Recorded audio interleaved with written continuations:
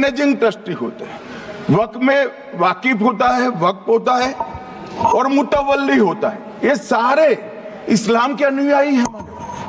अरे भाई, आप कह रहे हो, हम तो कह रहे हैं क्योंकि इसका वक्फ शब्द ही इस्लाम से आया है, इसलिए हम कह रहे हैं कि वक्फ वो ही कर सकता है जो इस्लाम का अनुयायी हो। अब आप उसका विरोध कर रहे हो, तो आप तो वक्फ में भी नॉन इस्लामिक आदमी चाहते हो। मान्यवर क्या कह रहे हैं? हम इसलिए कह रहे हैं कि वक्फ वो ही कर सकता है जो प्रैक्टिसिंग इस्लाम को प्रैक्टिस करता होगा, क्योंकि मान्यवर इसकी उत्पत्ति ही इस्लाम के सिद्धांतों से हुई है। अब मान्यवर वक्फ धार्मिक हुआ, वक्फ बोर्ड नहीं हुआ, वक्फ परिषद भी नहीं हुई।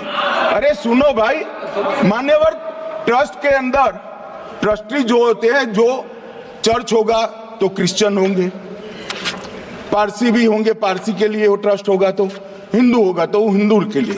अब चैरिटी कमिश्नर हम कहेंगे कि भाई मुस्लिम क्यों आया? मुझे बताओ, चैरिटी कमिश्नर एक्ट में मुसलमान चैरिटी कमिश्नर बन सकता है या नहीं बन सकता है? उसको ट्रस्ट नहीं चलाना है, उसको चैरिटी के कानून के हिसाब से वो ट्रस्ट चले, उसकी देखरेख करनी है। ये धार्मिक नहीं है, ये धर्म का काम नहीं है मान्यवर, ये एडमिनिस्ट्रेटिव वर्क है। और इसलिए तो फिर चैरिटी कमिश्नर हिंदू होगा तो वो क्रिश्चियनों के ट्रस्ट का कैसे देखरेख करेगा? चैरिटी कमिश्नर क्रिश्चियन होगा तो जैनियों के और हिंदुओं के ट्रस्ट का कैसे देखरेख करेगा? अब बताओ कि सारे ट्रस्ट के चैरिटी कमिश्नर अलग अलग देश तोड़ दोगे आप लोग, तोड़ दोगे। हमने साहब, मैं अभी भी आपके माध्यम से, इस सदन के माध्यम से देश भर के मुसलमान भाइयों बहनों को कहना चाहता हूं, आपके वक्फ में एक भी नॉन मुस्लिम नहीं आएगा। ये एक्ट में ऐसा कोई प्रावधान नहीं।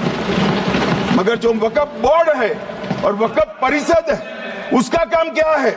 वक्फ की संपत्तियां मान्यवर बेच खाने वाले लोगों को पकड़कर इसके बाहर निकालने का। वक्फ के नाम पर औने पौने दाम में संपत्तियों को 100 साल तक किराए पे देने वाले लोगों को पकड़ना है। वक्फ का जो पैसा होता है, इनकम जो गिरती जा रही है, जिसके माध्यम से माइनॉरिटी का विकास करना है, माइनॉरिटी को आगे बढ़ाना है, इस्लाम धर्म की सारी धार्मिक संस्थाओं को पुख्ता करना है। ये पैसा जो चोरी होता है ना, उसको पकड़ने का काम वक्फ बोर्ड, वक्फ परिषद करे। और मान्यवर वो चाहते हैं कि इनके राज में जो मिलीभगत चली वो चलती रहे। ये नहीं चलेगी,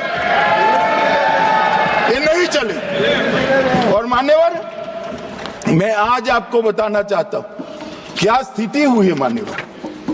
मान्यवर सबने कहा, रिपीटेशन भी होगा, परंतु मैं कहना चाहता हूं मान्यवर कि वक्फ के 2013 में जो अमेंडमेंट्स आए, अब बिल किरण भाई का है, मगर मैं कह सकता हूं कि वक्फ का 2013 का अमेंडमेंट न किया होता तो ये बिल लाने की शायद जरूरत न पड़ती।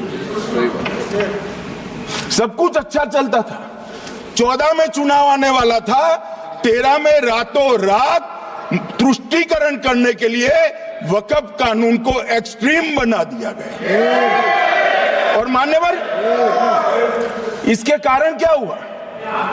इसके कारण दिल्ली लुटियन की 123 वीवीआईपी संपत्ति कांग्रेस सरकार ने जब चुनाव मुहाने पर थे, 25 दिन दूर था, वक्फ को देने का काम कर दिया।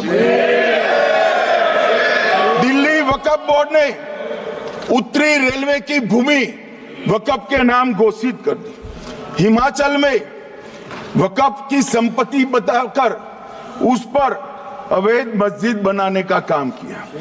250 हेक्टेयर क्षेत्रफल वाले 12 गांव पर वक्फ का स्वामित्व हो गया तब तमिलनाडु में, और मान्यवर तमिलनाडु के 1500 साल पुराने तिरुचेंदुरई मंदिर की 400 एकड़ भूमि को वक्फ की संपत्ति घोषित कर।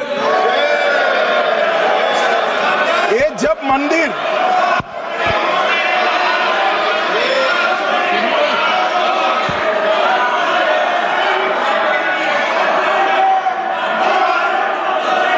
आपको मौका मिले जब अपनी बात कह देना, प्लीज बैठिए। मान्यवर कर्नाटक की, आपको मौका मिले जब अपनी बात कह देना, आप भी बहुत मिसलीड करते हैं। बैठिए गृह मंत्री जी। मान्यवर कर्नाटक की मणिपट्टी समिति का रिपोर्ट में पढ़ रहा हूं, इसमें मेरा कुछ नहीं है, खड़े मत हो जाना। ये मणिपट्टी समिति का रिपोर्ट है। 29,000 एकड़ भूमि वक्फ की बिजनेस के उपयोग के लिए किराए पर दे दी।